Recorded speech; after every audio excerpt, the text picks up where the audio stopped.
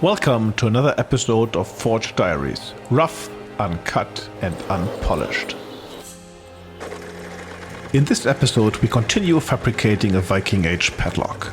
I flew in my brother-in-law Tony from Chicago to give me a hand. We left off with the shackle and now need to create the rectangular hole through which the springs need to be squeezed. A small jeweler's saw helps us cut out the drilled holes.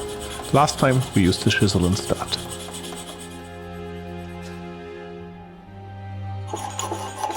Using files, the opening is refined until it is the right size. At this point, we also do a dry assembly to get a sense on how it all fits together. This whole project had to be completed in a very small amount of time. Since we were making 2 locks, we had to do everything twice. In the following, we show 2 methods to making the basic shape of a key. The first one is a little bit tortured and the second one better. We start with a round bar that we fold over at the end and forge weld to create more material. The forge welding process fuses the material together so that it becomes one. However, since we have to create mating surfaces and the bar started out round, we did not gain as much material as we had hoped. I apply flux, which helps with removing the scale and keeps oxygen away from the surfaces that need to be welded. The goal of the key is to compress the springs in the shackle, and so we need a rectangular hole. I start using a hole punch, which allows me to create a hole in the metal without removing much material.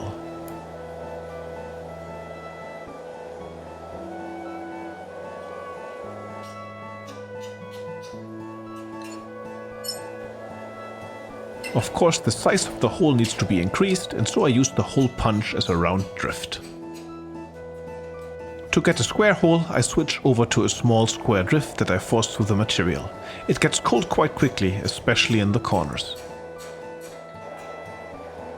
The remaining piece is to bend the keyhole 90 degrees, and then we are done with forging and switch over to files. As you can see, even such a simple operation requires some repetitive adjustments. The second method of forging a key starts out with much thicker material. The idea is to isolate the part for the keyhole and then draw out the remaining steel to a smaller dimension. I used a blacksmith helper to isolate the keyhole and now flatten it with a rounding hammer.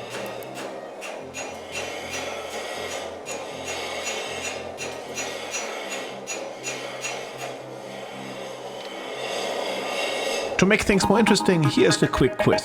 What do you think is happening? Post your answer as a comment and the correct one will be revealed next time. Alright, back to the regular programming. Now it's time to create another hole using a hole punch. This is very similar to the first key, but there's going to be a slight switch in methodology in a second.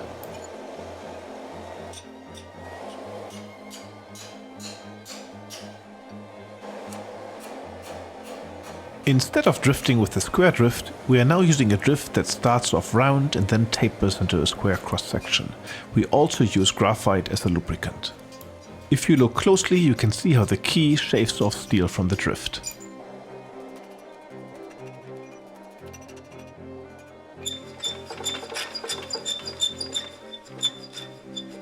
After refining the opening with a file, it's time to see if the key and shackle actually work together. So far, it's looking good.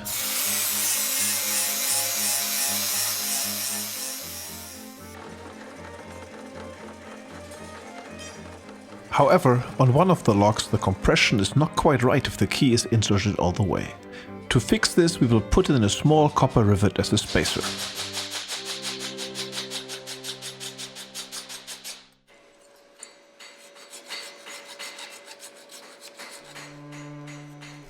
Since the opening for the shackle is working well, we are now working on the opposite side of the lock through which the key will enter.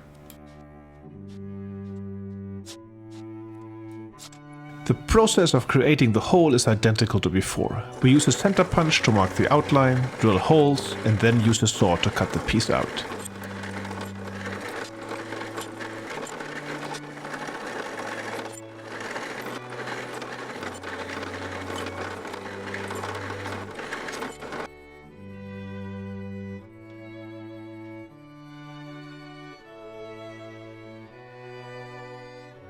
Although we are trying to finish the piece at record speed, since Tony has to fly back a day later, it still takes a fair bit of time.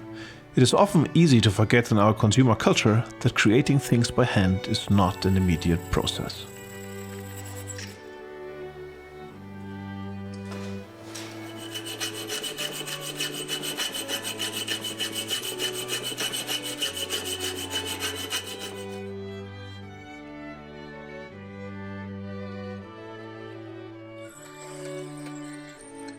Once the two plates have the right openings at the right places, we establish a teardrop shape of the plates using a bend saw and the belt sander.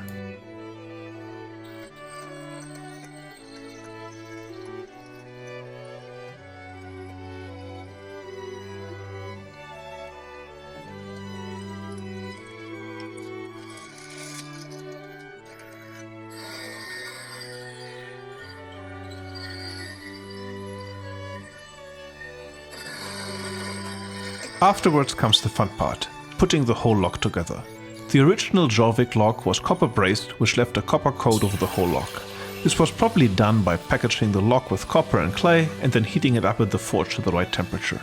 We don't have time to do that, and instead we use an oxy-acetylene torch and brazing rod to hold the lock together. The challenge is that the parts need to fit well together and need to be evenly heated to high temperature. I'm using a rosebud nozzle that allows me to heat large sections of the lock.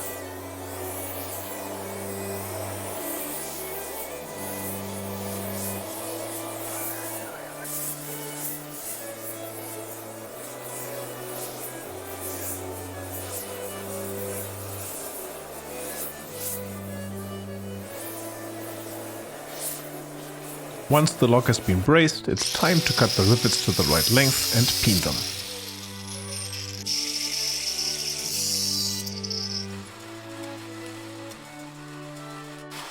Peening is easier if the rivet is hot. Here I'm using a map cast torch and a ball peen hammer. Going with the motto, the hotter the better, I tire off using map gas and switch to oxy-acetylene instead. This makes the riveting go much quicker.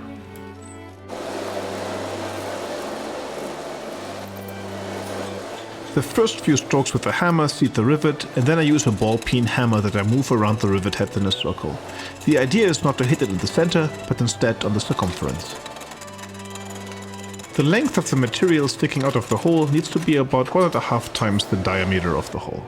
This provides enough material for making a nice round head.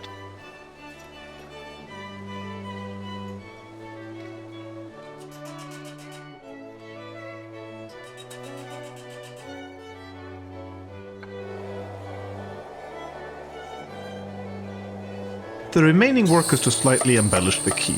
I still need to reduce the thickness of the material, and then I will do a little scroll on the last bit of propane in the tank.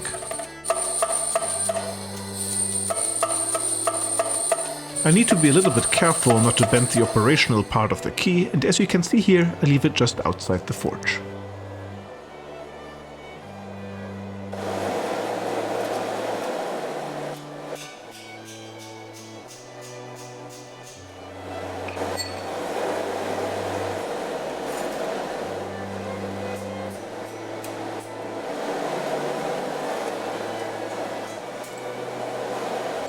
Now I need to forge a square taper, then it needs to be changed into an octagon and finally rounded.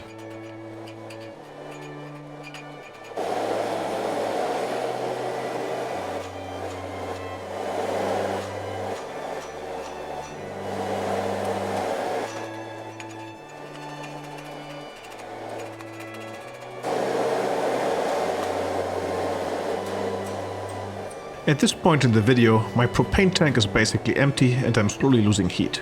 This makes the scrolling and bending a little bit more difficult.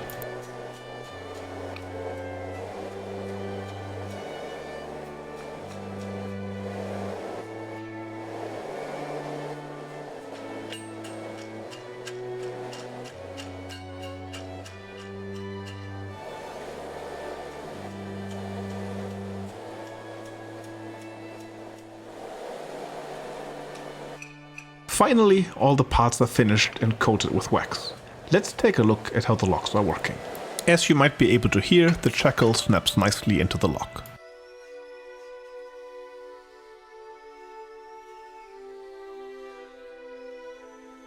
Opening requires a little bit of technique, and for one of the locks you actually have to rotate the key before it fits onto the spring. However, once that is accomplished, the shackle slides nicely out of the lock without requiring too much force. The dimensions are a little bit larger than the Jorvik find, but only by about 1/2 of an inch. Alright, let's take another look at the lock in action before this episode of Forge Diaries is over.